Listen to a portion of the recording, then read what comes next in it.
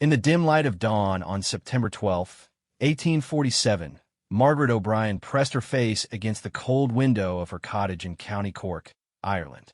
Her stomach gnawed at her with the familiar ache of hunger that had become her constant companion for nearly 2 years. Outside, the fields that once bloomed with healthy potato plants now stretched like a brown wasteland, the air thick with the sweet, sickening smell of rotting tubers. What she didn't know, as she prepared to boil the last few blackened potatoes from her cellar, was that these seemingly innocent vegetables had become weapons of mass destruction, claiming more lives than any war fought on European soil. The story of how bread and potatoes became instruments of death in the 19th century begins not with evil intent, but with the relentless march of industrialization and the dangerous dance between progress and survival. Across Europe and beyond, millions of people like Margaret found themselves caught in a web of agricultural dependency, contaminated food supplies, and economic systems that valued profit over human life. The potato, introduced to Europe from the Americas in the 16th century, had become a miracle crop by the 1800s. It could grow in poor soil, provided more nutrition per acre than grain, and could feed a family on a small plot of land. In Ireland, the population had swelled to over 8 million people, many of whom depended almost entirely on potatoes for survival. A typical Irish laborer consumed between 10 to 14 pounds of potatoes daily. Nearly their entire caloric intake came from this single crop. But this dependence came with a price that few could foresee. Irish farmers had unknowingly created the perfect conditions for catastrophe by cultivating primarily one variety of potato, the Irish lumper. This monoculture meant that when disaster struck, it struck completely and without mercy. The disaster came in the form of Phytophthora infestans, a microscopic organism that would prove more deadly than any army. The pathogen, later known as potato blight, had been silently spreading across Europe since the early 1840s. It thrived in the cool, wet conditions that characterized much of northern Europe, turning healthy potato plants into blackened, putrid masses within days. In September 1845, the first reports began trickling in from across Ireland. Father Matthew, traveling from Cork to Dublin, wrote in horror, "I beheld with sorrow one wide waste of putrefying vegetation. In many places the wretched people were seated on the fences of their decaying gardens, wringing their hands and wailing bitterly the destruction that had left them foodless." The blight didn't discriminate. It struck rich and poor fields alike, but its impact fell disproportionately on those who had no alternatives. Wealthy landowners could import grain. Poor tenant farmers watched their entire world collapse into black, stinking ruin. The potato, which had promised freedom from hunger, had become the architect of the greatest famine in European history. But the tragedy wasn't limited to crop failure alone. As the blight devastated potato crops, desperate people turned to whatever food they could find, often with deadly consequences. Contaminated grain, improperly stored vegetables, and adulterated bread became common sources of food poisoning. In the industrial cities of England, bakers began adding chalk, alum, and even lead compounds to bread to make it whiter and appear more appetizing. These additives, while making bread visually appealing, slowly poisoned those who consumed it regularly. The story of bread as a killer reveals another dark chapter of 19th century food production.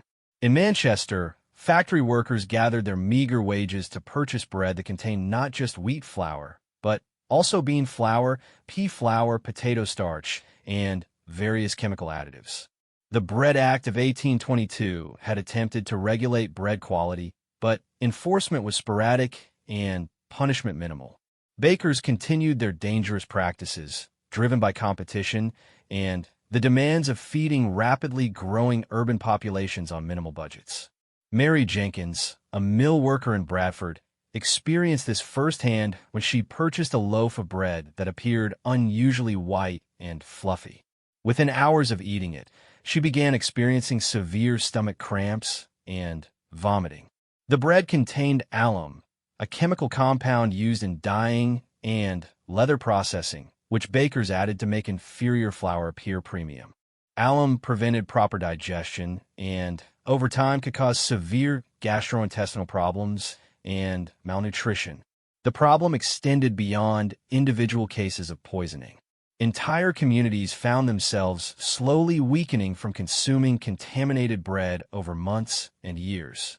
Children were particularly vulnerable, their developing bodies unable to process the toxic additives.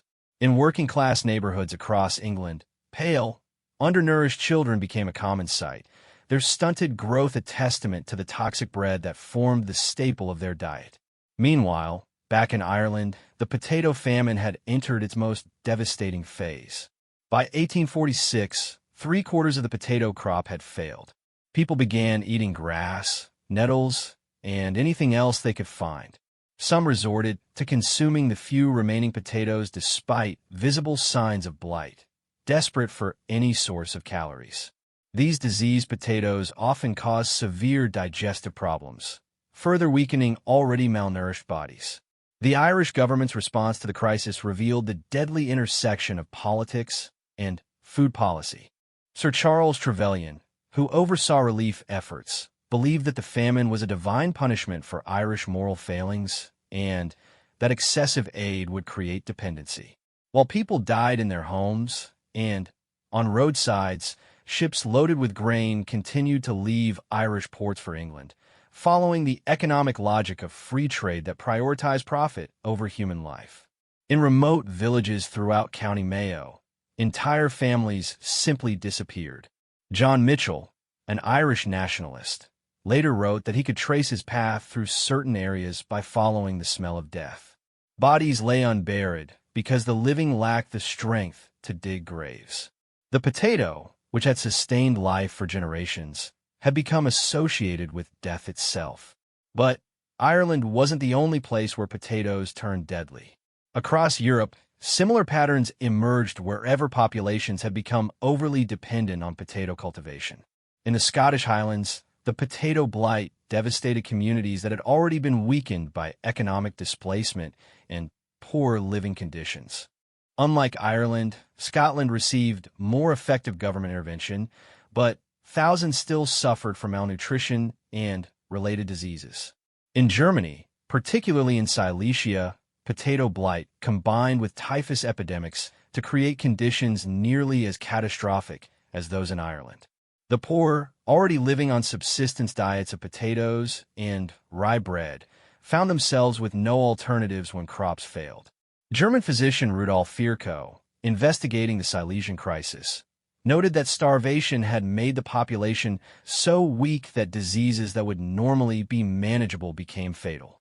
The contamination problems weren't limited to natural blights and diseases. Industrial processes of the 19th century introduced new forms of food contamination that previous generations had never encountered.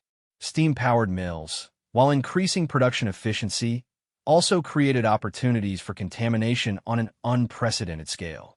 Grain dust mixed with industrial pollutants, metal particles from machinery wore into flour, and the speed of processing meant less attention to quality control. In London, government inspector Dr. Arthur Hill Hassall began investigating food purity in the 1850s and discovered that virtually every common food item was routinely adulterated. His analysis revealed that bread commonly contained chalk, white clay, and bone ash. Tea was mixed with used leaves, dried thorn leaves, and sometimes poisonous plants. Coffee contained chicory, roasted beans, and various grains, while sugar was adulterated with sand and other white substances. The case of bread adulteration became particularly notorious after Hassall published his findings in The Lancet, Britain's premier medical journal. He found that of 25 bread samples tested, only 2 were free of alum. The others contained varying amounts of this dangerous additive, which not only provided no nutritional value, but actually prevented the body from absorbing nutrients from other sources. Working families, already spending up to 80% of their income on food, couldn't afford to be selective about bread quality. They purchased the cheapest available options, unaware that they were slowly poisoning themselves and their children. The immediate hunger was satisfied, but long-term health effects included rickets in children, digestive disorders, and increased susceptibility to infectious diseases. The situation was particularly tragic because many of these problems were preventable. Traditional bread-making techniques, passed down through generations, had produced nutritious, safe bread for centuries. But the pressure to feed rapidly growing urban populations at the lowest possible cost had pushed producers towards shortcuts and adulterations that prioritized appearance and profit over safety and nutrition. In rural areas, where people still had access to traditional food sources, the health impacts were often less severe. But as more people moved to cities for industrial work, they became increasingly dependent on a food system that prioritized efficiency over safety. This created a vicious cycle where those least able to afford quality food were most likely to receive contaminated products. The potato famine's impact extended far beyond immediate starvation. Even those who survived the worst years often suffered permanent health consequences. Children who lived through the famine frequently displayed stunted growth, weakened immune systems, and cognitive development issues that persisted throughout their lives. Women who were pregnant during the famine years gave birth to children with significantly higher rates of birth defects and developmental problems. The psychological trauma was equally devastating. Survivors described a persistent fear of hunger that influenced their behavior for decades afterward. Families that had lived through the famine often hoarded food obsessively, even when they had achieved economic security. The cultural memory of the potato's betrayal shaped Irish attitudes toward food and agriculture for generations. Medical professionals of the era struggled to understand the complex relationship between nutrition and disease. While they could observe that malnourished populations were more susceptible to illness, the specific mechanisms weren't well understood. Dr. William Bally, investigating disease patterns in English prisons, noticed that inmates fed primarily on bread and gruel showed much higher rates of scurvy and other nutritional deficiency diseases than those with more varied diets. The connection between food quality and public health slowly began to influence government policy. The Adulteration of Food and Drugs Act of 1860 represented the first serious attempt to regulate food safety in Britain. However, enforcement remained problematic, and many dangerous practices continued well into the later decades of the 19th century. Food riots became increasingly common as populations grew aware that their suffering was often preventable. In 1847, crowds in Cork attacked ships carrying grain exports while local people starved. Similar protests occurred throughout Europe as people began to understand that food shortages were often artificial, created by economic policies rather than actual scarcity. The role of transportation in food safety cannot be understated. Before refrigeration and modern preservation techniques, long-distance food transport often resulted in spoilage and contamination. Grain shipped from distant regions frequently arrived infested with insects, contaminated with mold, or adulterated by unscrupulous merchants along the transportation chain. Storage problems compounded these issues. Urban dwellers typically lacked proper facilities for storing food, leading to rapid spoilage and increased contamination. Potatoes stored in damp cellars often developed dangerous molds, while bread kept in unsanitary conditions quickly became breeding grounds for harmful bacteria. The poor, lacking alternatives, often consumed these contaminated foods rather than go hungry. The economic pressures that drove food adulteration were intensified by the competitive nature of 19th century capitalism. Bakeries that refused to use cheap additives found themselves unable to compete with those that did. This created a race to the bottom in terms of food quality, where ethical producers were often driven out of business by those willing to compromise safety for profit. Industrial workers faced particular challenges because their physically demanding jobs required substantial caloric intake, but their low wages limited them to the cheapest available foods. A factory worker might consume 4,000 calories daily, mostly in the form of bread and potatoes, making them extremely vulnerable to any contamination or nutritional deficiency in these staple foods. The social implications were profound. Food had always been a marker of social status, but the 19th century created unprecedented gaps between the food security of different classes. While wealthy families dined on imported delicacies and fresh produce, working families risked their health with every meal. This disparity wasn't just about quantity, but about fundamental safety. The poor were literally eating poison while the rich enjoyed pure, wholesome food. Women bore a disproportionate burden during food crises. Cultural expectations required mothers to feed their families first, often leaving women with the least nutritious portions. During the Irish famine, women's mortality rates exceeded those of men in many areas, partly due to this cultural pattern of self-sacrifice. Women also faced the impossible task of trying to prepare nutritious meals from contaminated or inadequate ingredients. Children suffered the most severe long-term consequences. A generation of Europeans grew up malnourished, their physical and cognitive development permanently affected by contaminated food supplies. These effects often perpetuated cycles of poverty, as adults who had suffered childhood malnutrition were less capable of hard physical labor and more susceptible to disease. The scientific understanding of nutrition was still primitive during much of the 19th century. Vitamins hadn't been discovered, and the relationship between specific nutrients and disease was poorly understood. This meant that even well-intentioned relief efforts often provided food that was caloric but nutritionally inadequate. Relief workers sometimes distributed white bread and refined sugar, unknowingly contributing to nutritional deficiency diseases like scurvy and beriberi. Religious and moral interpretations of food crises often prevented effective responses.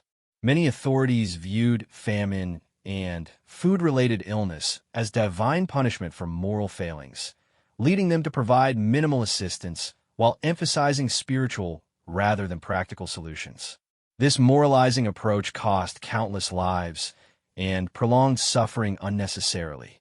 The international nature of food contamination problems became increasingly apparent as trade networks expanded. Contaminated grain from one region could affect populations thousands of miles away. Similarly, adulteration techniques developed in one country often spread to others as merchants shared profitable but dangerous practices.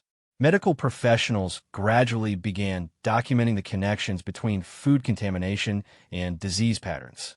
Dr. John Snow's famous investigation of cholera outbreaks in London, while focused on water contamination, demonstrated the importance of sanitary food handling. His work helped establish the foundation for modern food safety science. The role of government regulation evolved slowly and unevenly across different countries. Prussia implemented some of the earliest comprehensive food safety laws, while Britain relied more heavily on market forces and voluntary compliance. These different approaches provided natural experiments in food safety policy, with clear differences in health outcomes between regions with strict regulation and those without. Technological advances that promised to improve food safety sometimes created new problems. Steam-powered mills could process grain more efficiently, but they also facilitated the mixing of contaminated grain with clean supplies on a massive scale. Similarly, new chemical processes for whitening flour often involved toxic substances that remained in the final product. The emergence of food chemistry as a scientific discipline was partly driven by the need to detect and prevent food adulteration. Scientists developed increasingly sophisticated tests for identifying common adulterants. Though these techniques remained expensive and time-consuming throughout most of the 19th century. Consumer awareness gradually increased as literacy rates improved and newspapers began reporting on food safety issues. However, this information often reached educated, middle-class readers rather than the poor populations most at risk from contaminated food. The people most likely to be harmed by food adulteration were also least likely to have access to information about how to protect themselves. The legacy of 19th century food crises influenced modern food safety systems in profound ways. The recognition that food contamination could kill millions of people led to the development of comprehensive regulatory frameworks that persist today. However, the basic tension between profit and safety that drove many of these tragedies remains a challenge for contemporary food systems. The Irish potato famine became a symbol of how agricultural monoculture could create catastrophic vulnerability. Modern agricultural practices still struggle with this balance between efficiency and resilience. The genetic diversity of food crops has continued to decline, creating new forms of the same vulnerability that devastated 19th century Ireland. Urban food systems today still face many of the same challenges that plagued 19th century cities: how to feed large populations safely and affordably while maintaining quality and preventing adulteration. The scale has increased dramatically, but the fundamental problems of transportation, storage, and quality control remain central concerns. The human stories behind these statistics reveal the true cost of food system failures. Margaret O'Brien, like millions of others, faced impossible choices between hunger and contamination. Her daily decisions about what to feed her family carried life and death consequences that she couldn't fully understand or control. The tragedy wasn't just in the deaths that occurred, but in the betrayal of basic trust, the idea that food, the most fundamental human necessity, could become an instrument of destruction. The bread and potatoes that killed millions in the 19th century weren't inherently dangerous.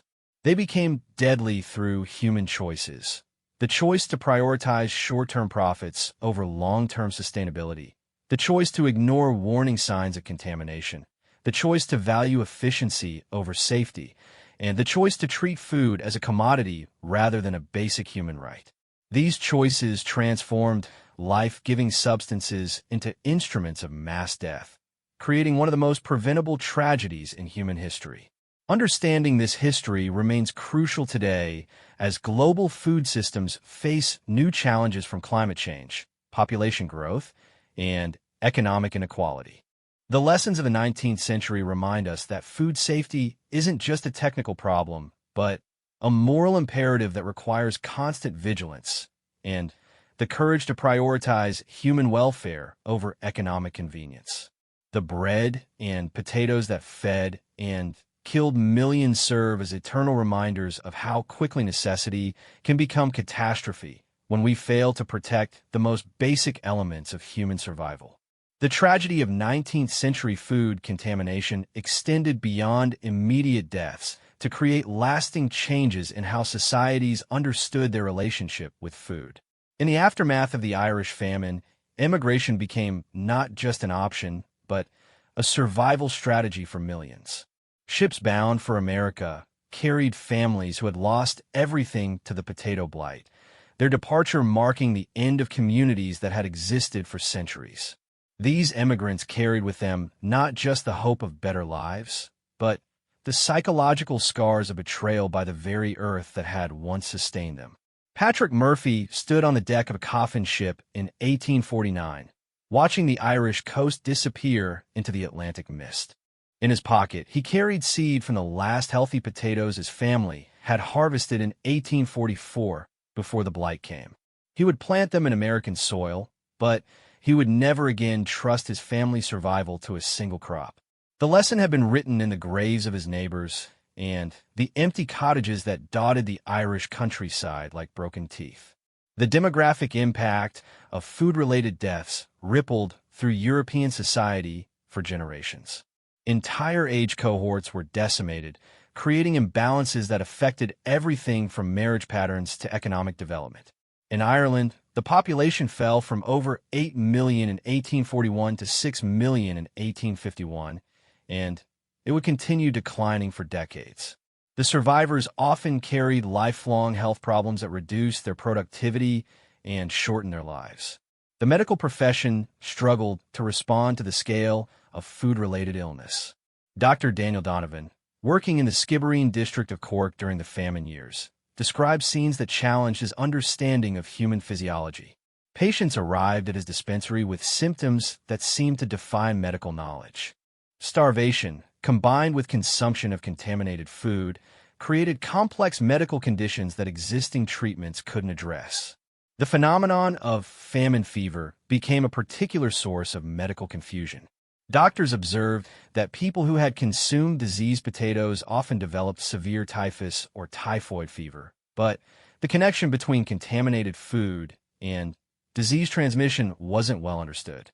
What medical professionals didn't realize was that malnutrition had so weakened immune systems that normally manageable bacterial infections became fatal.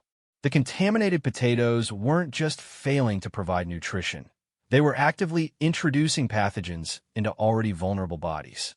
In England, the bread adulteration crisis created different, but equally devastating health problems. Dr. Arthur Hill Hassall's investigations revealed that the scope of contamination far exceeded anything previously imagined.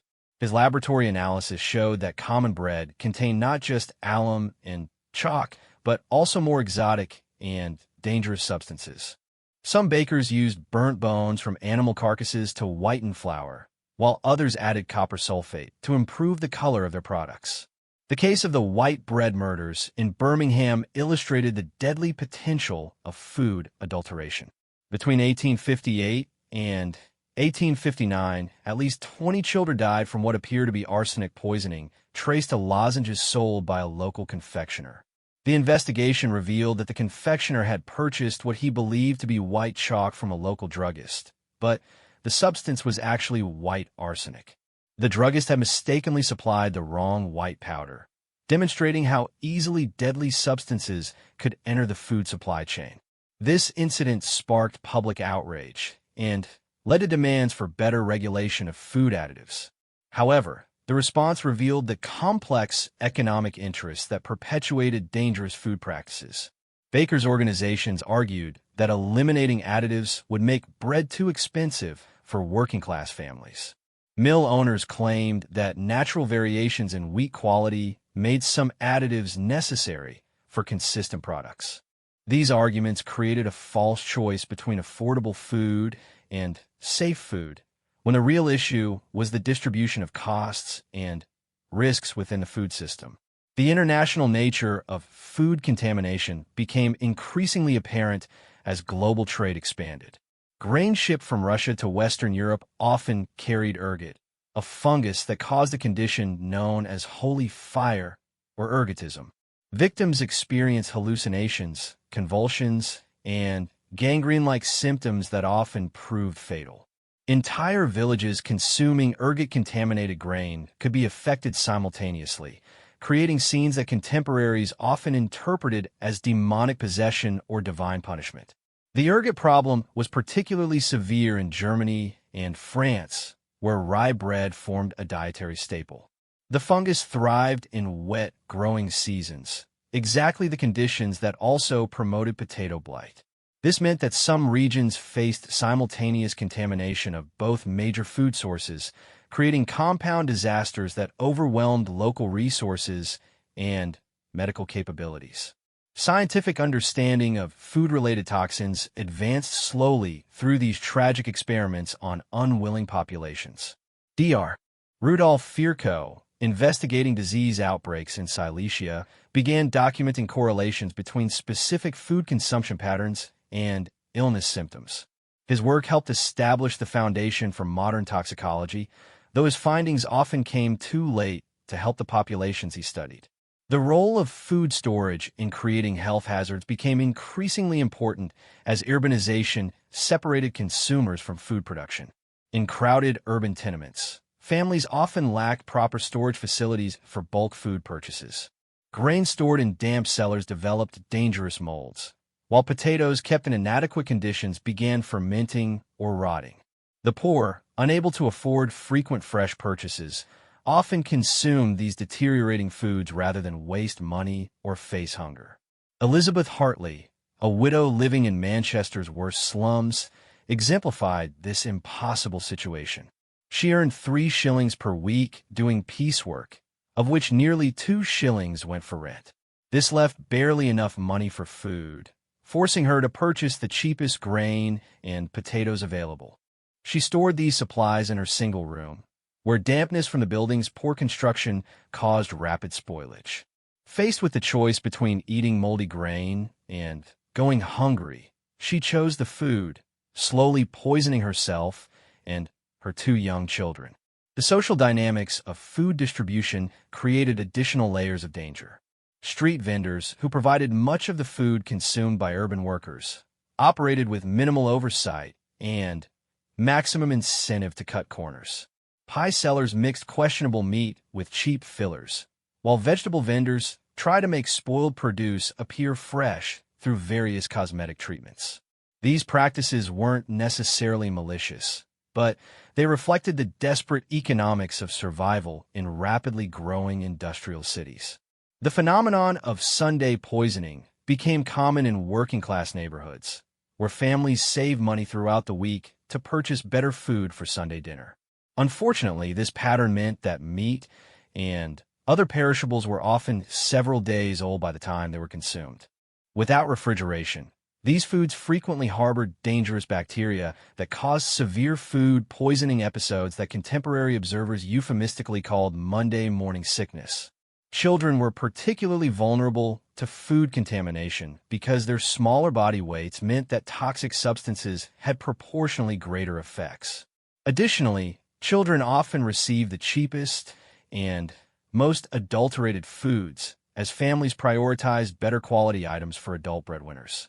The result was a generation of urban children who grew up chronically malnourished and frequently poisoned by the very foods meant to sustain them.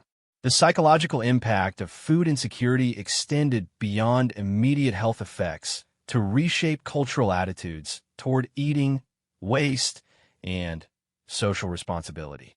Families that had survived food crises often developed obsessive hoarding behaviors, storing far more food than they could reasonably consume. These behaviors, while individually rational responses to trauma, created new problems when hoarded food spoiled and became sources of contamination.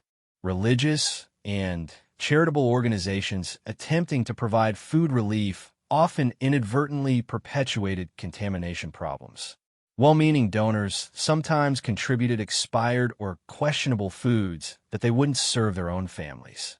Soup kitchens, operating on minimal budgets, sometimes used ingredients that commercial establishments had rejected as unfit for sale. These practices, while providing crucial calories during crises, often introduced new health risks to already vulnerable populations. The development of food preservation techniques during this period created both opportunities and dangers. Canning technology, introduced in the early 19th century, promised to make nutritious food available year-round and protect against spoilage. However, early canning processes were often unreliable, and botulism from improperly processed canned foods became a new source of food-related deaths. The technology that promised to solve food safety problems sometimes created deadlier new ones. Commercial food processing introduced contamination risks that domestic food preparation had never faced. Large-scale operations processing thousands of pounds of food daily couldn't maintain the same attention to quality control that characterized traditional small-batch production. Machinery introduced metal particles and lubricants into food, while the speed of processing meant that spoiled ingredients might be mixed with good ones before problems were detected. The case of margarine production illustrates how new food technologies could create unexpected dangers. Early margarine, marketed as a cheaper alternative to butter, sometimes contained toxic ingredients used in the manufacturing process. Some producers used chemicals to improve color and flavor without understanding their health effects. Consumers attracted by lower prices found themselves consuming substances that caused liver damage and other serious health problems. Labor conditions in food processing facilities contributed to contamination risks in ways that weren't immediately apparent to consumers. Workers in flour mills often suffered from respiratory diseases caused by grain dust, but they also inadvertently contaminated products with blood from tuberculosis-induced coughing and other illness symptoms. The same economic pressures that kept workers laboring despite illness also ensured that contaminated products reached consumers. The transportation networks that made urban food supply possible also created new opportunities for contamination. Grain traveled hundreds of miles in railway cars that had previously carried livestock, chemicals, or other materials. Cross-contamination during transport introduced substances into food that wouldn't have been present at the point of origin. Shipping delays meant that perishable foods often arrived in early stages of spoilage, forcing retailers to choose between financial loss and selling questionable products. International trade in food products created contamination problems that transcended national borders. Tea imported from China sometimes contained dangerous additives applied during processing or transport. Spices from tropical regions carried molds and parasites that thrived in European storage conditions. These exotic contamination sources often puzzled medical professionals who weren't familiar with foreign processing methods or the effects of long-distance transport on food safety. The economic incentives that drove food adulteration were deeply embedded in the competitive structure of 19th century markets. Honest producers found themselves at a systematic disadvantage compared to those willing to cut corners. This created a race to the bottom in food quality, where ethical producers were often driven out of business by those willing to compromise safety for profit margins. Government attempts at regulation faced significant challenges from entrenched commercial interests and limited scientific understanding of food safety principles. Early food safety laws often lacked enforcement mechanisms or imposed penalties so minimal that they became merely costs of doing business for unscrupulous producers. Additionally, the technology for detecting food adulteration remained primitive throughout much of the century, making it difficult to prove violations even when they were suspected. The class dimensions of food contamination created profound social tensions that influenced political movements throughout the period. Working-class organizations increasingly recognized that food safety was a matter of economic justice, not just public health. The fact that wealthy consumers could afford pure, safe food, while the poor risked their lives with every meal, became a powerful symbol of broader social inequalities. Women's roles in food preparation placed them at the center of contamination crises, despite having little control over food quality or safety. Mothers faced the impossible task of feeding their families safely from contaminated food supplies, often blaming themselves when family members became ill. This personal responsibility for family health, combined with limited power to ensure food safety, created enormous psychological stress that affected women's mental and physical health. The emergence of food chemistry as a scientific discipline was accelerated by the need to understand and prevent contamination problems.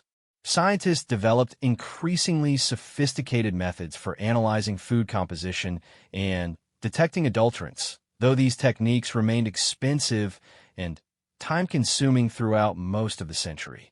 The gap between scientific knowledge and practical application meant that life-saving information often remained confined to academic circles rather than reaching the people who needed it most. Consumer education efforts, while well-intentioned, often failed to reach the populations most at risk from food contamination. Literacy rates among the poor remained low, and practical advice about food safety was often published in venues that weren't accessible to working-class readers. Even when information was available, economic constraints often made it impossible for poor families to act on safety recommendations that required purchasing higher quality, more expensive foods. The long-term health consequences of 19th century food contamination extended far beyond immediate illness and death. Chronic exposure to toxic additives and contaminated foods caused developmental problems that affected entire generations. Children who grew up consuming lead-contaminated bread often suffered cognitive impairments that reduced their educational and economic opportunities throughout their lives. Similarly, nutritional deficiencies caused by contaminated or adulterated foods created lifelong health problems that increased medical costs and reduced productivity. The psychological trauma associated with food contamination crises shaped cultural attitudes toward food and eating that persisted long after the immediate dangers had passed. Survivors of famine and food poisoning episodes often developed complex relationships with food that included both obsessive hoarding and persistent anxiety about food safety. These psychological effects were passed down through families and communities, creating cultural patterns that influenced food choices for generations. The international dimension of food contamination problems became increasingly important as global trade networks expanded. Contaminated food from one region could affect populations thousands of miles away, creating new forms of vulnerability that transcended national borders. This globalization of food contamination required new forms of international cooperation and regulation that were slow to develop and often ineffective when they did emerge. The role of climate and environmental factors in food contamination became more apparent as scientific understanding advanced. Wet growing seasons that promoted plant diseases, extreme weather that stressed crops and made them more susceptible to contamination, and environmental pollution from industrial activities all contributed to food safety problems. These environmental factors often interacted with economic and social pressures to create complex contamination crises that were difficult to predict or prevent. Medical professionals gradually developed more sophisticated understanding of the relationships between food contamination and disease, though this knowledge often came at the cost of extensive human suffering. The documentation of food-related illness patterns helped establish foundations for modern epidemiology and toxicology, but the people who served as unwilling subjects in these natural experiments paid a terrible price for scientific advancement. The emergence of public health as a medical specialty was largely driven by the recognition that food contamination was a community-wide problem that couldn't be solved through individual medical treatment alone. Public health advocates argued for systematic approaches to food safety that addressed underlying economic and social causes rather than just treating symptoms. However, these comprehensive approaches often faced resistance from commercial interests and government officials who preferred simpler, less expensive solutions. The technological innovations that promised to improve food safety often created new problems that weren't anticipated by their inventors. Steam-powered mills could process grain more efficiently, but they also facilitated the mixing of contaminated grain with clean supplies on an unprecedented scale. Similarly, new chemical processes for food preservation sometimes introduced toxic substances that accumulated in consumers' bodies over time. The documentation of food contamination problems in 19th century Europe created a foundation for modern food safety systems, though the lessons were learned through enormous human cost. The recognition that food contamination could kill millions of people led to the development of comprehensive regulatory frameworks, international cooperation mechanisms, and scientific research programs that continue to evolve today.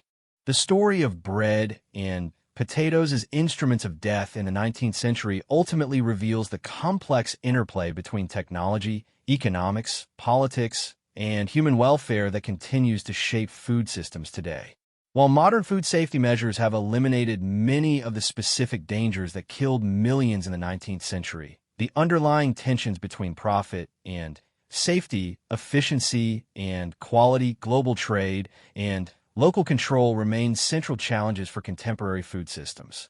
The victims of 19th century food contamination serve as eternal reminders that food safety is not a technical problem to be solved once and forgotten, but an ongoing moral imperative that requires constant vigilance and the courage to prioritize human welfare over short-term economic interests.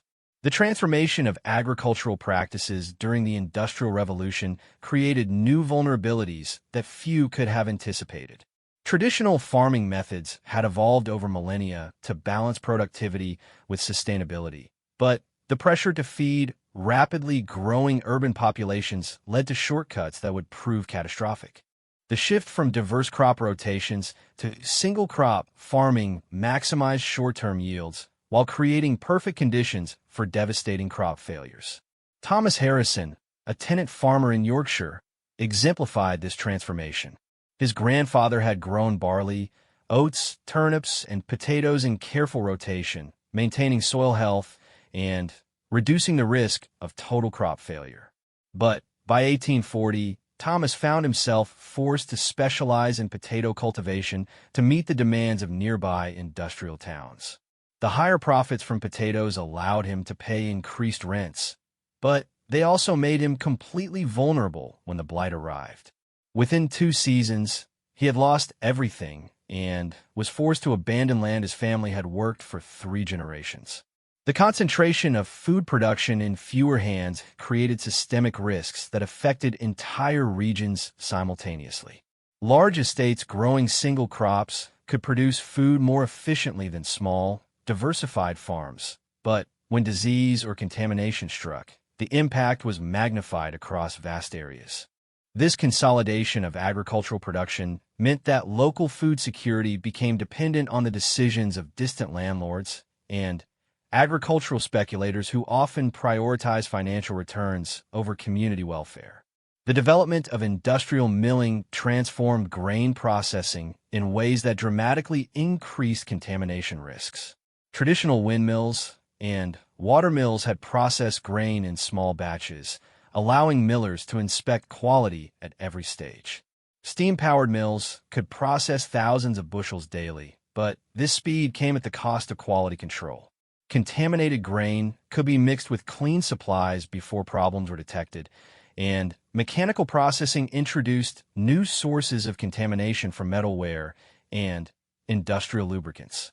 The case of the Great London Flour contamination of 1858 illustrated these new risks dramatically.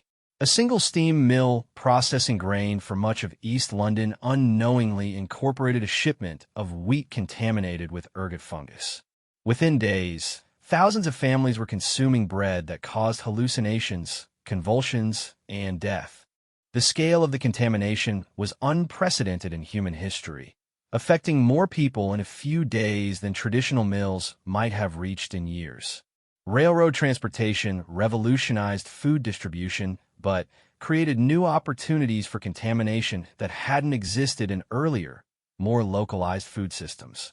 Grain cars that had previously carried livestock, chemicals, or industrial materials often retained residues that contaminated food shipments.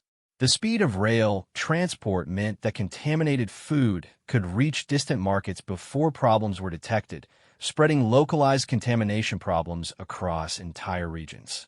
The economic pressures of industrial capitalism created perverse incentives that systematically favored contaminated food over safe alternatives. Manufacturers who invested in safety measures found themselves at a competitive disadvantage compared to those who cut corners. This market failure meant that the most dangerous producers often drove out safer competitors, creating a food system that rewarded contamination and punished ethical behavior. Chemical adulterants became increasingly sophisticated as producers sought cheaper ways to enhance food appearance and extend shelf life. Bread makers began using copper sulfate to create appealing green colors in certain products, unaware that copper accumulation in the body caused liver damage and neurological problems. Confectioners used lead-based compounds to create bright colors in candies, creating toys that were literally poisonous to the children who consumed them. The emergence of artificial food coloring created new categories of food-related death that hadn't previously existed. Natural food colors have been expensive, but generally safe. Synthetic alternatives were cheap, but often toxic. The case of the Green Death candies, colored with copper arsenite, killed dozens of children in London before authorities identified the source. The synthetic dyes that made food more visually appealing often made it literally deadly. Food preservation techniques that had worked safely in traditional contexts became dangerous when applied on industrial scales. Salt curing methods that preserved meat safely in small batches often failed when applied to large-scale production, creating conditions for botulism and other deadly bacterial infections. The assumption that traditional techniques would scale up safely proved repeatedly false, often with fatal consequences for consumers. The social geography of food contamination revealed stark patterns of environmental racism and class discrimination that persist in modified forms today. Wealthy neighborhoods had access to fresh, high-quality food supplies, while poor districts were served by vendors and shops that specialized in cheap, often contaminated products. This geographic segregation of food quality created health disparities that reinforced existing social inequalities and limited opportunities for social mobility. Working-class families faced impossible choices between hunger and contamination on a daily basis. Maria Santos, a seamstress in Liverpool, earned barely enough to feed her 3 children. She could purchase expensive bread from reputable bakeries that might be safe, or cheap bread from questionable sources that would feed her family for several more days. Faced with children crying from hunger, she repeatedly chose the cheaper option, knowing she might be slowly poisoning them, but unable to afford alternatives. The phenomenon of hunger riots that swept through European cities during food crises revealed the political dimensions of food contamination. Crowds that attacked bakeries and food warehouses weren't just responding to high prices, but to the recognition that safe food was being exported while dangerous products were sold locally. These riots represented demands not just for food, but for food justice, the principle that all people deserve access to safe, nutritious sustenance.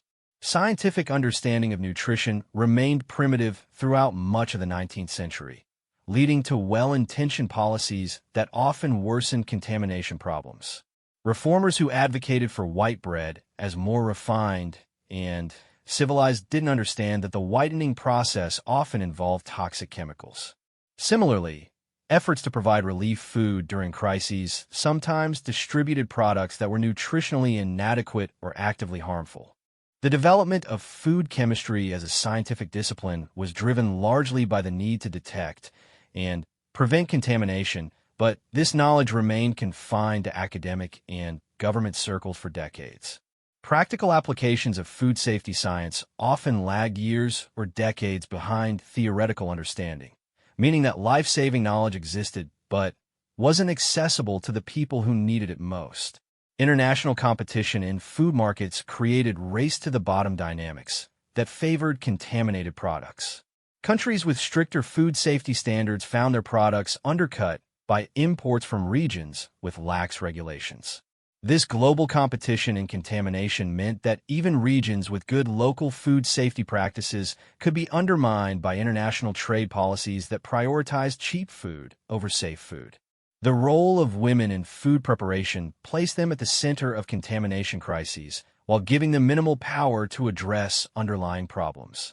Women were expected to transform contaminated raw materials into safe, nutritious meals through domestic skill, but no amount of cooking expertise could neutralize toxic adulterants or compensate for nutritional deficiencies. This impossible responsibility created enormous guilt and stress among women who blamed themselves for their family's illnesses. Children born during periods of severe food contamination often carried lifelong consequences that affected their entire generation. Low birth weights, developmental delays, and compromised immune systems created cohorts of adults who were less productive and more susceptible to disease throughout their lives. These effects rippled through families and communities for decades, creating intergenerational cycles of poverty and poor health. The medical profession struggled to develop effective treatments for contamination-related illnesses because the underlying causes were often unknown or misunderstood. Doctors treating patients with symptoms of lead poisoning from bread adulterants might prescribe treatments that were ineffective or even harmful.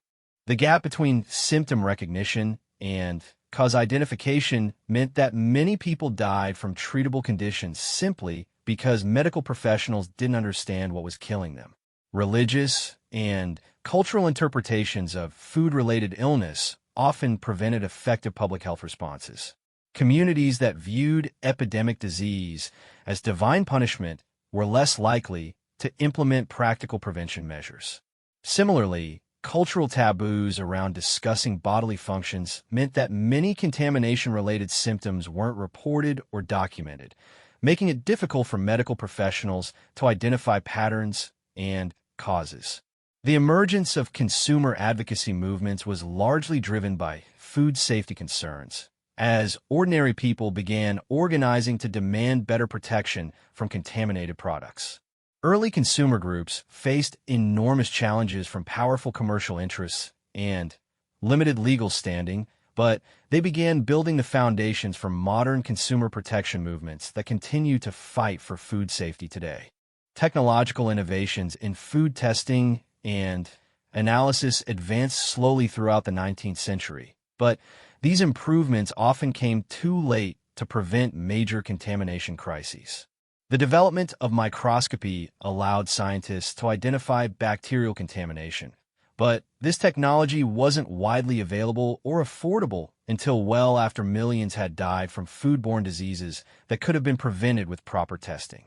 The economic costs of food contamination extended far beyond immediate medical expenses to include lost productivity, reduced life expectancy, and decreased quality of life for entire populations.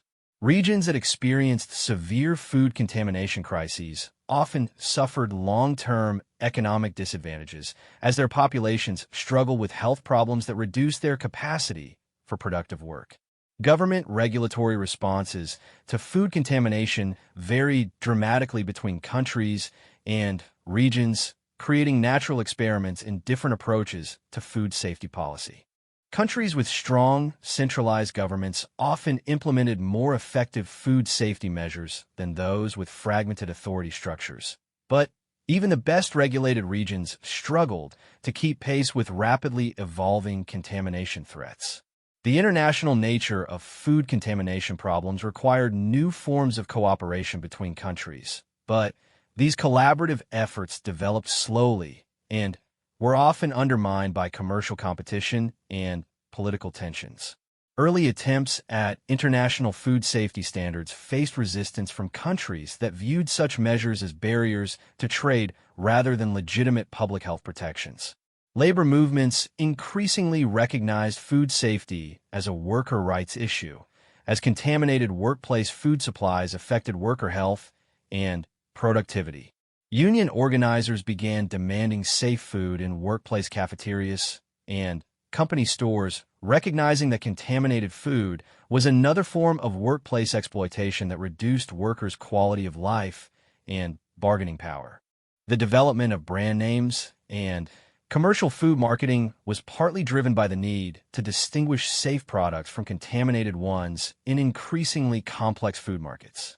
Companies that invested in quality control and safety measures began using brand recognition to communicate trustworthiness to consumers, creating early forms of the quality assurance systems that characterize modern food marketing. Educational efforts to teach consumers about food safety faced enormous challenges from low literacy rates, language barriers, and cultural differences that affected how people understood and responded to health information.